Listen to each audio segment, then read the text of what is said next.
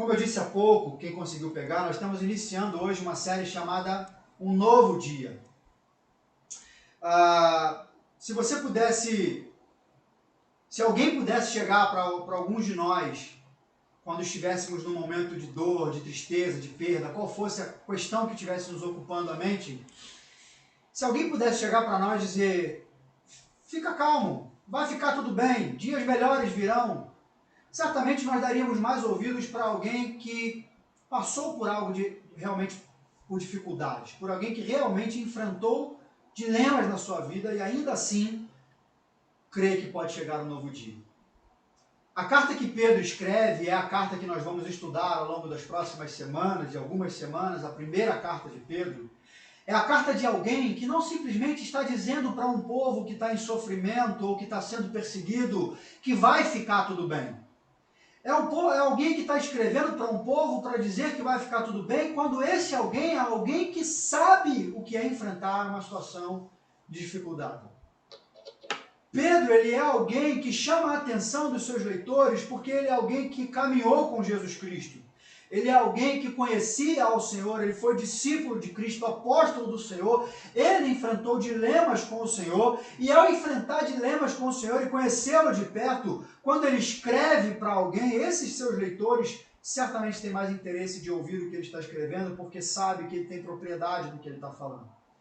Por isso essa série, O Novo Dia, ela tem a ver com aquilo que Pedro estava escrevendo para aqueles irmãos naquele tempo que estavam afastados ou que foram dispersos, como lá em Atos a gente vai ver, quando eles começam a ser perseguidos, eles começam a se dispersar, e eles estão proclamando o Evangelho, mas ao mesmo tempo estão sendo perseguidos. Essa é uma mensagem que Pedro está escrevendo para uma turma que precisa continuar caminhando, precisa continuar buscando ao Senhor, mas precisa encontrar forças para isso. E Pedro então está escrevendo para essas pessoas para lhes encorajar a continuar avançando.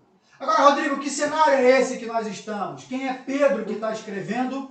E por que dessa carta? Por que uma palavra de encorajamento? A carta de Pedro. E são 5 capítulos. E como eu gosto sempre de dizer, se você puder, essa semana, você já leia aí 10, 20 vezes esses 5 capítulos da primeira carta de Pedro, porque ela é uma carta de encorajamento, mas é uma carta que nos lembra, como cantamos aqui na primeira transmissão, de que há um lugar, como Jesus vai dizer, uma morada que ele foi preparar para nós, e esse lugar é o lugar que nos traz esperança, porque é o lugar onde nós sabemos que o sol ou a luz vai brilhar como o sol do meio-dia, onde a dor não haverá, onde o choro não haverá, onde nós reinaremos com o Senhor, e mais do que isso, nós estaremos livres de todas as nossas preocupações, porque nós estaremos naquele lugar que o próprio Jesus disse que foi preparar para nós, e que, como cantamos aqui agora há pouco, Maranata, ele vai voltar para nos buscar. O que é o contexto dessa carta? Pedro está escrevendo essa carta aproximadamente uns 30 anos depois de que Jesus volta ao Pai, de que Jesus é ressurreto, 64, 62 anos depois de Cristo. E ele está escrevendo essa carta, como eu disse há pouco, porque os seus irmãos, que estavam todos reunidos, não só mais judeus, mas judeus e gentios, todos confessos em Jesus Cristo, eles se dispersaram. Você vai ver lá no versículo 1 e 2 do primeiro capítulo dessa carta, que Pedro vai dizer que ele é o autor dessa carta e que ele está escrevendo, impelido pelo Espírito Santo de Deus, na autoridade do Senhor, para esses irmãos que ele vai chamar de estrangeiros. Pedro está escrevendo para um povo que está num local, convivendo numa terra que eles precisavam lembrar que não era a sua terra. Essa carta que Pedro escreve para esses irmãos é uma carta que também é para nós ainda hoje. Precisamos lembrar que ainda que nós venhamos tomar gosto por esse lugar onde nós moramos, não simplesmente o Brasil, mas por essa terra que nós chamamos de nossa, nós precisamos lembrar que apesar de todo o gosto que nós temos tomado, nós não estamos numa terra que é nossa, nós estamos numa terra que não nos pertence, porque nós somos estrangeiros neste lugar. Nós somos de uma terra que pertence ao Senhor e que Ele preparou um lugar para nós. Então Pedro está escrevendo para esse povo, porque assim como aquele povo, muitos de nós ainda hoje podemos tomar gosto por esse lugar. E quando tomamos gosto por esse lugar, o que não significa que o contrário disso é você viver então odiando esse lugar, não é. Mas quando nós tomamos gosto demais por esse lugar, nós colocamos a nossa esperança nesse lugar. E uma esperança em algo que pode ser corruptível, uma esperança em algo que pode se perder, se torna, de repente, uma decepção na vida de alguém que colocou esperança em algo que de fato não é eterno. Então Pedro escreve para encorajar irmãos e dizer, olha, vocês estão como estrangeiros nessa terra, não só nos lugares onde eles estavam, ali ele cita algumas cidades ou algumas regiões que hoje nós conhecemos como a Nova Turquia ou como a Turquia moderna, você vai ver lá 1 Pedro capítulo 1, versículos 1 e 2, mas para todos nós, espalhados onde nós estamos, Pedro está dizendo para nós, vocês precisam lembrar que vocês estão nesse lugar onde Deus tem colocado vocês, mas vocês estão por pouco tempo nesse lugar. E apesar de tudo aquilo que vocês possam sofrer, de bom ou de ruim nesse lugar, não se esqueçam, vocês são estrangeiros, ou no entendimento melhor para nós, vocês são embaixadores de um outro terreno, de uma outra terra, no lugar onde vocês estão. A terra de vocês está preparada, é o que Pedro vai nos encorajar nessa carta, e vocês não podem se esquecer disso, vocês precisam lembrar disso. Agora, há algo interessante sobre o autor dessa carta. Eu disse agora há pouco que se nós soubéssemos que quem está escrevendo para nós é alguém nada mais, nada menos que passou a conviver com o Senhor, é alguém que de fato entende o que ele estava vivendo com o Senhor, alguém que de fato conhece o Senhor, nós ouviríamos um pouco mais desse alguém. Mas mais que isso, Pedro, ele não é apenas simplesmente um apóstolo que caminhou com Cristo, que conheceu o Senhor, mas Pedro, ele é talvez de todos os apóstolos, aquele que mais lembra a minha pessoa, isso eu quero dizer com propriedade por aquilo que eu vejo na vida de Pedro, mas certamente quando você vai encontrar a história de Pedro, você vai ver que ele lembra, em muitos casos, a sua própria vida. Há um teólogo chamado A.W. Tozer, que em um dos seus comentários ele vai dizer que Pedro, ele era na verdade uma caixinha ou um pacote de contradições. Pastor, como assim? Falando de um apóstolo como um pacote de contradições? Sim, porque você conhece a história de Pedro e poucas coisas talvez que você conheça, você já vai ver que já passa da sua mão ou dos dedos da sua mão de contradições na vida desse camarada que confessa Jesus, que ama Jesus. Pedro, ele é o primeiro que confessa Jesus como seu Senhor, que se rende como seu Senhor. Mas lá na frente, Pedro, ele vai ser o primeiro que nega Jesus. Pedro, ele é aquele que muitos fazem até piadas sadias, brincando por causa da sogra que Jesus curou. Pedro, ele é aquele que a gente vai ver que tem uma sogra, mas você não vai ver em momento nenhum relatado na Bíblia sobre a mulher dele, ou quem era a mulher dele.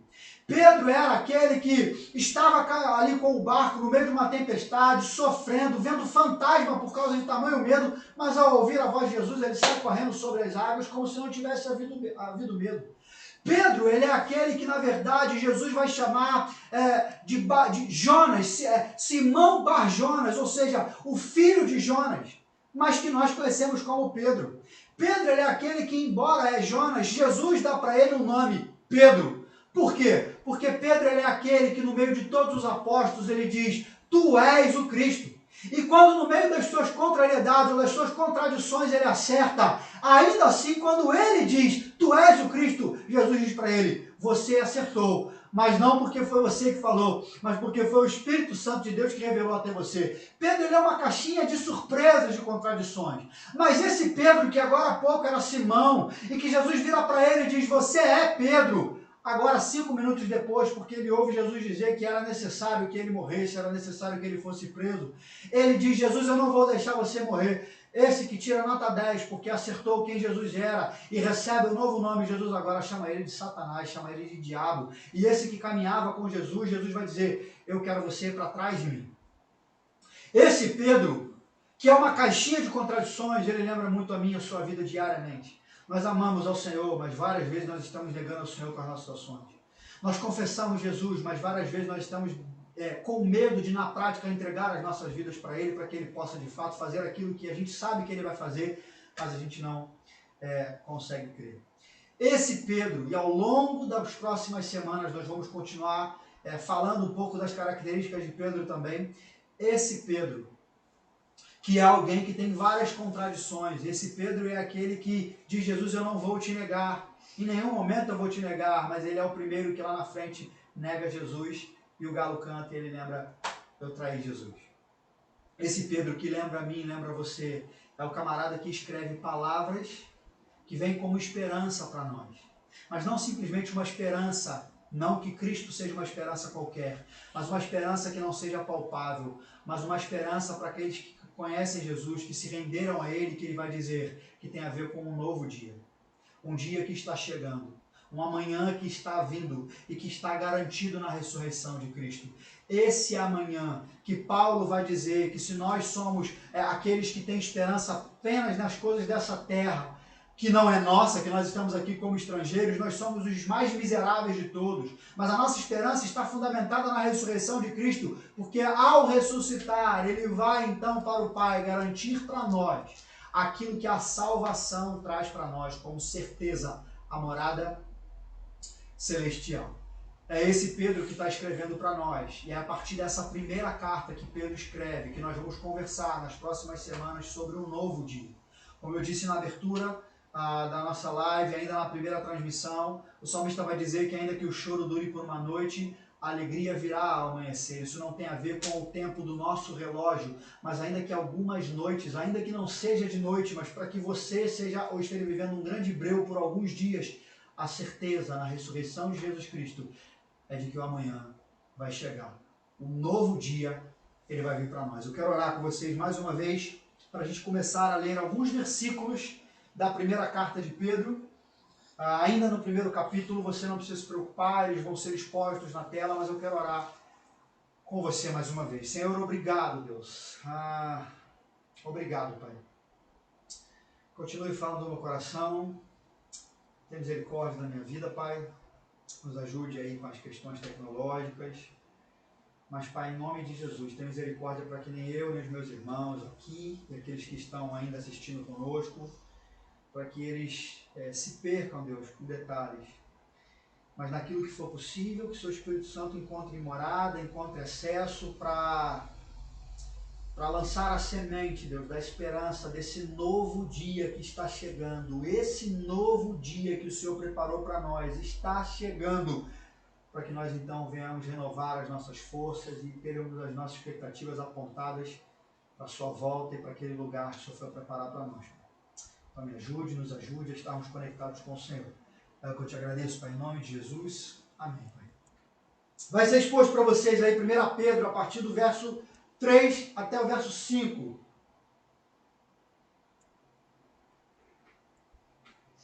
E como eu disse, como você sabe que foi Pedro que escreveu, quando nós vamos estudar os autores bíblicos e a construção da Bíblia que nós temos hoje como Bíblia Sagrada, era comum as cartas, principalmente as de Paulo, que era quando eles escreviam, era comum eles começarem dizendo: eu, fulano de tal, apóstolo, enviado e tudo mais. Essa era uma característica que autenticava ou que dava veracidade de que quem estava escrevendo era essa pessoa que se colocou na primeira pessoa logo no início do texto. Rodrigo, por que não ler os versos 1 e 2? Para te deixar curioso, para você ver depois, porque ele passa exatamente aquilo que eu já acabei de falar com vocês, sobre datas, sobre o povo que Pedro escreveu, quem era Pedro, o porquê da carta de Pedro, mas ele entra a partir do versículo 3 no assunto. E essa é uma carta, assim como a carta de Tiago, que nós estudamos lá no início da nossa igreja, essa é uma carta que ela não tem um cunho tanto teológico, mas numa primeira leitura você consegue perceber a praticidade daquilo que Pedro está querendo trazer como encorajamento para pessoas que sofrem. Pedro não faz pouco caso, ou ele não tenta esconder ou tapar aquilo que é uma realidade. Nós vamos sofrer. Nós passaremos por perdas. Nós passaremos por lutas. Isso não é um discurso pesado, isso não é um discurso negativista, não. Mas é, no popular, o famoso aceita que dói menos. Mas ele nos escreve, nos lembrando que como aqueles que não pertencem a essa terra, mas pertencem àquela morada celestial, a nossa esperança ela é renovada pela certeza de que isso que nós temos vivenciado aponta para aquele lugar que Jesus preparou para nós.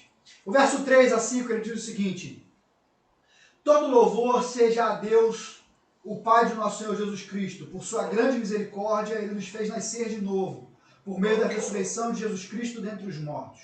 Agora temos uma viva esperança e uma herança imperecível dentre os mortos. Agora que não muda nem se deteriora, guardada para vocês no céu, por meio da fé que vocês têm. Deus os proteja com seu poder até que recebam essa salvação, pronta para ser revelada nos últimos tempos. Nós já temos aí questões nesses versículos que nós lemos, 3, 4 e 5, que já é demais para nos trazer alegria, para renovar as nossas forças. Então eu quero ver 4 coisas com vocês rapidamente sobre o texto que nós estamos lendo. A primeira delas é que Pedro está dizendo para nós, alegrem-se. E dentre o alegrem-se, ele diz, alegrem-se louvando a Deus. Pedro começa dizendo para nós que nós precisamos olhar para o Senhor, o nosso Deus, o Pai de nosso Senhor Jesus Cristo. Ele traz a Trindade para nós, esse Deus que se relaciona conosco. Ele começa dizendo para nós, todo louvor seja dado a Deus. O que Pedro está dizendo para mim e para você é, alegrem-se louvando a Deus. Pastor, como me alegrar em meio a uma adversidade? Como me alegrar em meio a um conflito, em meio a uma preocupação que de repente tem roubado a minha mente? O que Pedro está dizendo para mim e para você, na verdade, é que o antídoto para todo o sofrimento que nós vivemos no presente é se alegrar, louvando a Deus na certeza do triunfo vindouro. O remédio que eu e você podemos ingerir, podemos tomar para nos curar ou nos fazer libertar de todo o sofrimento que vivenciamos no agora, é louvar a Deus pela certeza do triunfo vindouro. Se Cristo morreu e ressuscitou, e se nós cremos nisso, e se nós cremos que Ele está com o Pai, e se nós ansiamos a sua volta para nos levar para morar com Ele naquele lugar, naquela cidade santa, aquele que não é um céu de nuvens, branquinhos, como muitos de nós acreditamos, mas é uma cidade, é uma terra feita para que nós pudéssemos desfrutar e ali morar, só que sem pecado, sem dor, sem sofrimento, sem preocupação. Se nós cremos que Jesus vem nos buscar para viver com Ele eternamente como o final daquele processo salvífico que foi quando na cruz Ele morreu, ressuscitou e nós nos rendemos a Ele, isso então é motivo de louvor e adoração ao Senhor. Mas talvez você possa dizer, pastor, mas tá bom, eu creio nisso, eu creio que Jesus vai voltar para me buscar, mas eu não consigo ainda mensurar que há motivos ainda além disso para eu louvar ao Senhor. Eu quero te dizer que você tem mais um motivo. O motivo que começa na sua nova vida. Paulo vai dizer que se alguém está em Cristo é nova criatura. As coisas velhas se passaram e eis que tudo se fez novo. O que Pedro está dizendo para nós no texto é que ele nos revelou algo novo. E aquilo que ele nos revelou, ele diz, agora temos uma viva esperança. Quando ele está dizendo isso, ele está dizendo que o que foi feito em nós é aquilo que somente o Pai podia fazer. Quando Jesus escreve lá, quando Jesus fala lá em João 15, quando João relata as palavras de Jesus, o Pai é o agricultor, ou seja, é Ele que está plantando. Ele, Jesus, é a videira e nós somos os galhos, ou seja, nós estamos conectados em Jesus. E quem tem gerado a nova vida em nós é Deus, o nosso Pai, o nosso Criador, por meio de Jesus Cristo. Então, se nós não temos ou se não conseguimos lembrar de algum motivo que nós possamos louvar ao Senhor, contra-atacar em meio à dor, em meio à preocupação, em meio ao sofrimento, louve ao Senhor pela novidade de vida que Ele pode te garantir, pela nova criatura que você tem se tornado exclusivamente por meio de Jesus Cristo. Segunda coisa, nós temos uma herança no porvir. Rodrigo, que herança é essa? Ele está dizendo aí no texto que nós acabamos de ler, nós agora temos uma esperança viva, essa esperança é uma herança que não se deteriora, é uma herança que não é corruptível, é uma herança que não pode ser roubada, é uma herança inviolável. Quantos de nós sonhamos com heranças? Quantos de nós sonhamos com presentes terrenos? Mas presentes que são corruptíveis, presentes que podem ser roubados, presentes que podem se findar da noite para o dia, e que se a nossa esperança estiver firmada nessas questões que são corruptíveis, a nossa esperança então é uma esperança morta. Por isso Pedro está dizendo, é uma esperança viva, que por meio do novo nascimento em Jesus Cristo, nós então temos a certeza de que há uma herança, a certeza de que por meio da nova vida que em Cristo Jesus nos foi dada, nós então temos o direito de sermos feitos filhos de Deus, e uma vez feitos filhos de Deus, garantidos na morada celestial. Nós também temos a certeza da salvação celestial. Ele está dizendo nos versos que nós acabamos de ler, que a salvação que nós temos em Cristo Jesus, Deus tem guardado e tem nos protegido e protegido o fechamento da salvação que começa em Cristo, a nova vida que nós temos e a certeza da eternidade que aqui nessa terra nós vivemos e que será completada no retorno de Jesus Cristo para nos buscar e nos levar para morar com Ele. O que Pedro está dizendo para nós é que nós estamos sendo guardados, ainda que nós venhamos cair e tropeçar, mas de não nos perdermos do Senhor uma vez que nós nos rendemos a Ele, mas ao mesmo tempo de que a nossa salvação, que termina ou que se completa na morada eterna, ela é inviolável e ela está guardada, ela está garantida na eternidade. O Wayne Grudem, comentando sobre 1 Pedro, ele vai dizer o seguinte: Deus preserva os crentes de escaparem do seu reino e os protege de ataques externos. O que é a certeza da salvação celestial? É a certeza que uma vez rendido a Jesus Cristo, ainda que você caia, você sabe que o teu perdão está garantido em Jesus Cristo. Mas mais do que isso, a sua morada celestial e aquilo que vai vir com Jesus para nos buscar é inviolável e está garantido para quando nós de fato nos encontrarmos com Jesus, vindo em glória nos buscar, para nós vivermos com Ele eternamente. Mas há uma segunda alegria que você precisa ter. E essa talvez seja a mais difícil de todas, é se alegrar apesar das preocupações. Alegrem-se apesar das preocupações. Os versos 6 e 7 ele diz o seguinte: portanto, alegrem-se com isso, ainda que agora, por algum tempo, vocês precisem suportar muitas provações. Não sou eu que estou dizendo, é Pedro, apóstolo do Senhor, aquele que é uma caixinha de contradições, mas que viveu com o Senhor. Ele está dizendo: essas provações mostrarão que a nossa fé é autêntica, ela é genuína. Ele diz: como o fogo que prova e purifica o ouro, assim a sua fé está sendo experimentada ou provada, e ela é muito mais preciosa que o simples ouro. Isso então resultará em louvor, glória e honra no dia em que Jesus Cristo for revelado, ou seja, quando Ele vier para nos buscar. Pastor, o que é se alegrar apesar das preocupações? É ter alegria pela salvação. Porque por meio da salvação de Jesus Cristo, nós lembramos que é somente em Jesus que nós temos as nossas forças renovadas e que nós podemos passar por toda e qualquer dificuldade na certeza de que toda e qualquer provação que Deus tem trazido até nós vai gerar em nós maturidade, vai gerar em nós um caráter aprovado, vai gerar em nós crescimento espiritual, de modo que nós venhamos cada vez mais olhar não para a nossa força, mas na dependência em Deus por meio de Jesus Cristo, para continuar diariamente suportando cada detalhe de provação nas nossas vidas, como o próprio ouro que é levado ao fogo, que só tem a sua beleza revelada depois de muito ser levado ao fogo alto. Lembre-se, antes do amanhecer, antes do novo dia, há uma noite longa, muitas vezes fria, muitas vezes, me perdoe a redundância, escura, muitas vezes solitária, de muita solidão, mas que ela é antecedente, ou que ela antecede um lindo amanhecer. Eu estava estudando e você pode ver, se você não viu, se você não prestou atenção, você pode voltar até no final do vídeo que nós passamos como promocional para essa série. Um pôr do sol, ele é lindo demais, mas ele não é mais lindo quando o sol já está lá completo ou aparecendo. Ele é lindo quando o sol ainda não surge, mas aquelas cores, inúmeras cores, elas começam a brotar, mesmo quando o sol não está surgindo, mas raiando muitas cores ali. Pastor, o que isso significa? Que antes do dia chegar, há cores que estão sendo mostradas, há algo que está acontecendo, dizendo para nós: espera, porque algo bom está vindo para a sua vida. O que Pedro está dizendo para nós é que nós temos a certeza do triunfo do porvir.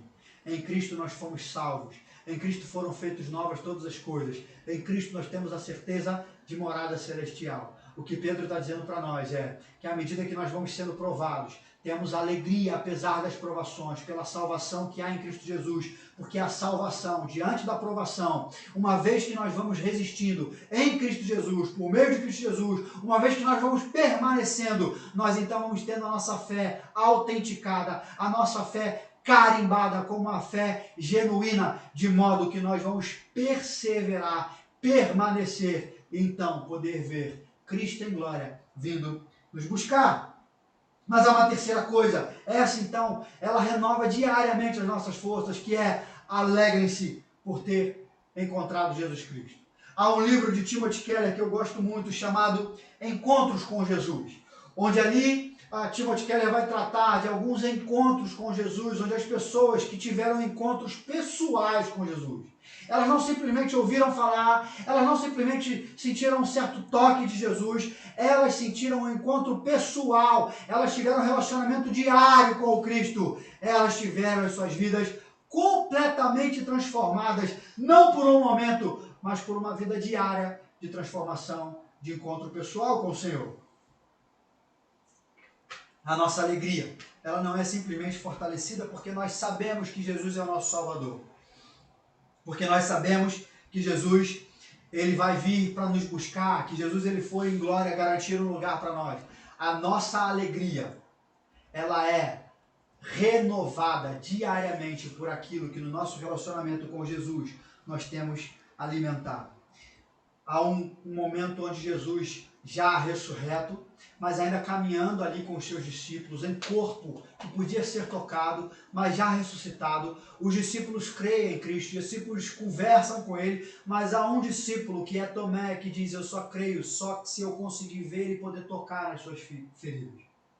E lá em João 20 diz que Tomé tem esse encontro, Jesus tem esse momento com ele, Tomé toca na mão, nas feridas de Jesus, e ele diz: então tu és o meu Cristo que foi crucificado. E Jesus vai dizer: você creu porque você viu, porque você tocou. Mas em João 20, versículo 29, Jesus diz o seguinte: felizes são aqueles que creem sem ver. Produção, te quebrei um pouco aí, mas a gente vai voltar no texto anterior.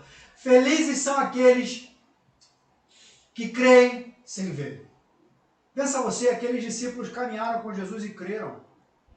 O que Pedro vai dizer para nós vamos ler já já, é que nós somos felizes porque nós amamos ainda que nós não o vemos. Nós caminhamos com ele, continuamos renovando as nossas forças, mesmo sem ter conhecido ele de perto.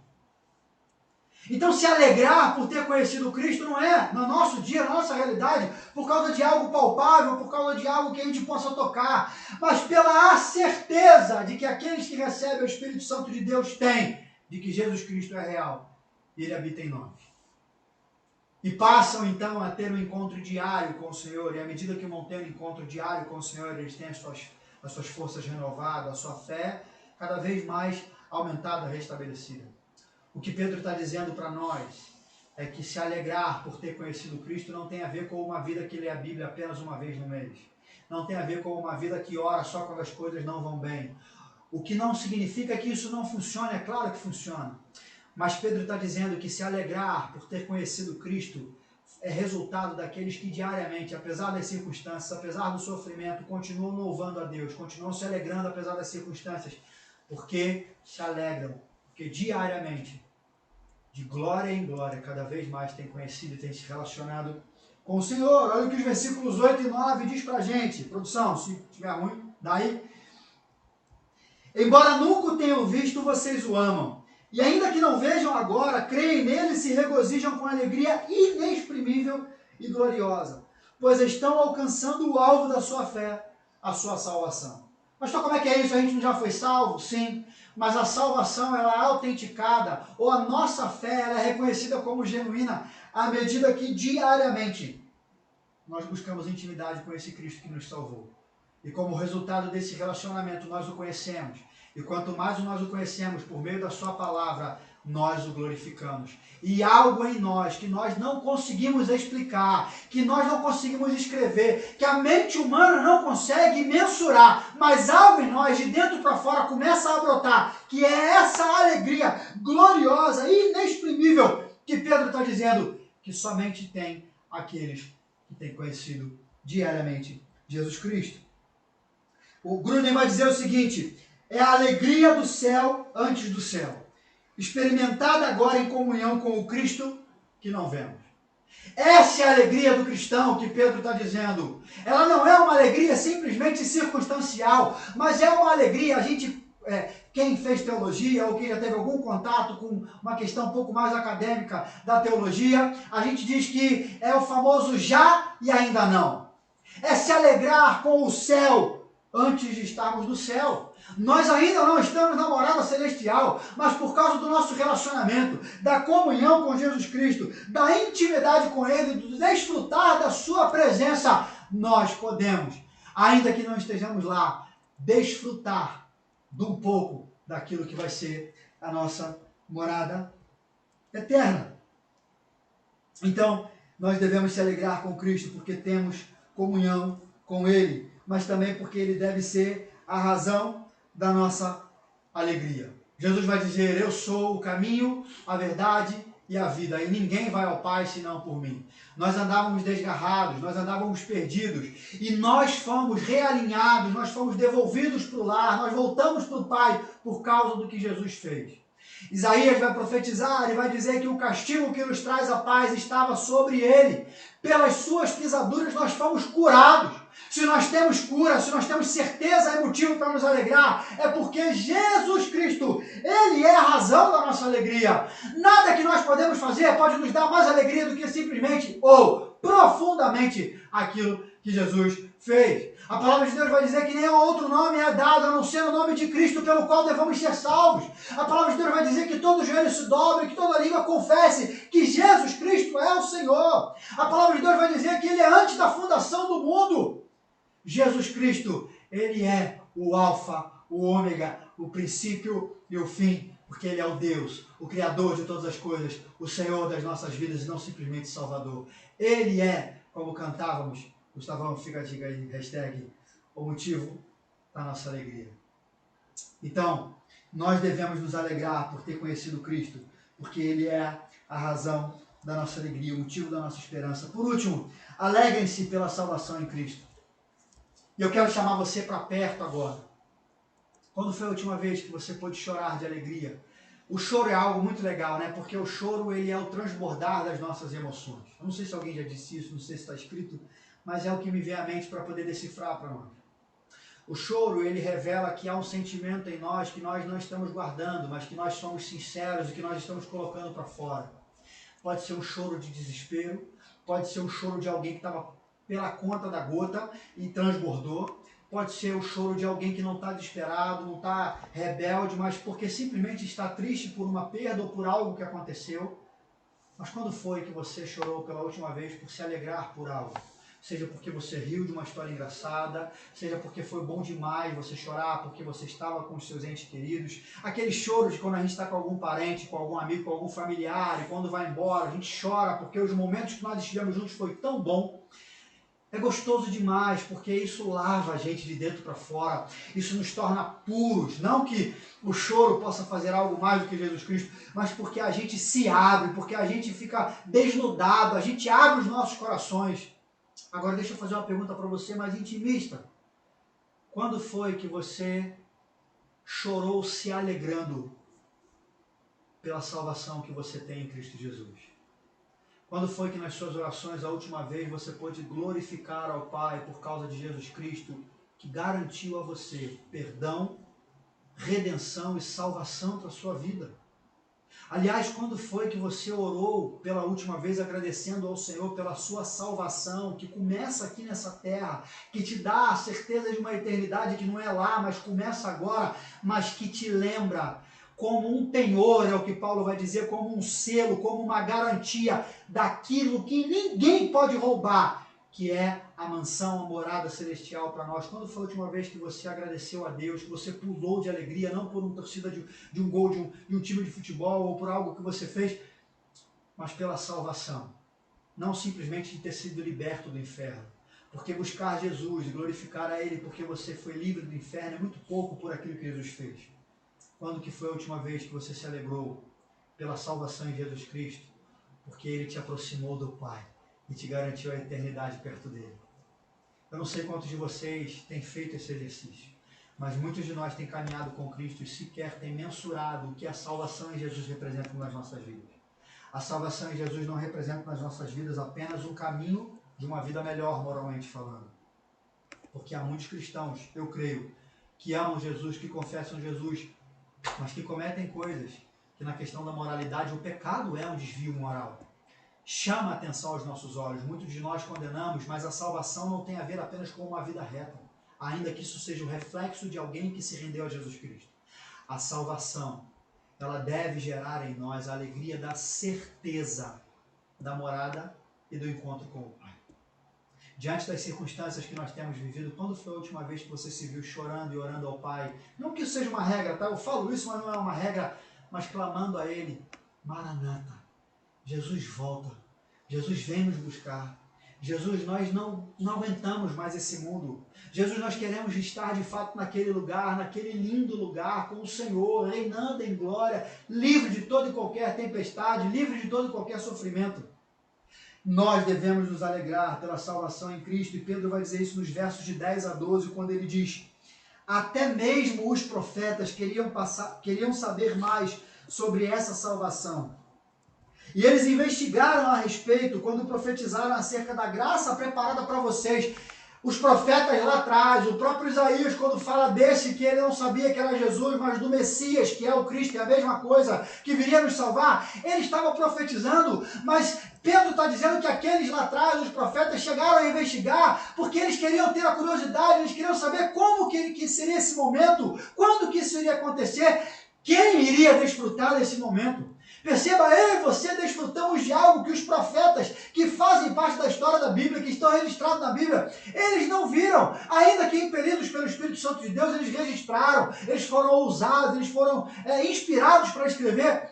Mas nós, é o que Pedro está dizendo aqui, a graça preparada para vocês, é para nós, para mim e para você. Eles buscavam descobrir a que tempo e ocasião se referiria ao Espírito de Cristo, que neles estava, profetizando o sofrimento de Cristo e sua grande glória posterior.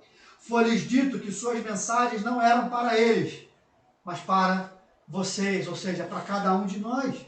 E agora essas boas novas, olha aí Pedro dizendo, a boa nova é o Evangelho de Jesus, ou seja, o que Jesus veio fazer como o próprio Deus encarnado, para que eu e você pudéssemos ter perdão, alcançar redenção, mas ter direito à eternidade. Ele diz as boas novas que lhes foram anunciadas por aqueles que lá atrás pegaram pelo poder do Espírito Santo enviado do céu. É algo tão maravilhoso que até os anjos anseiam observar. É o que Pedro está dizendo, perceba. Pastor, como eu posso encontrar alegria por me alegrar pela salvação? Eu nunca parei para pensar nisso. Então perceba, a salvação é um presente exclusivo para nós. Não que lá atrás os profetas não foram salvos, porque pela misericórdia do Senhor, o Espírito Santo de Deus os alcançou, falou com eles. Mas nós conhecemos da história que eles profetizaram e não viram. Nós lemos as nossas Bíblias e nós vemos há um caminho, um Jesus que diz: eu sou o Messias, eu sou o Salvador, eu sou o Filho de Deus, eu sou aquele que pode te aproximar do Pai, eu sou aquele que vim aqui, desci do meu trono de glória para trazer resgate para vocês, para trazer perdão. Vou voltar para o Pai, vou preparar o lugar e voltarei para buscar cada um de vocês. Esse Jesus que hoje nós conhecemos, que nós temos acesso, que é a boa notícia, que é o Evangelho que nós conhecemos, Pedro está dizendo, os profetas, os anjos, eles queriam descobrir, queriam saber como é que era e que tempo se daria. Hoje você tem acesso a esse nome, Jesus Cristo.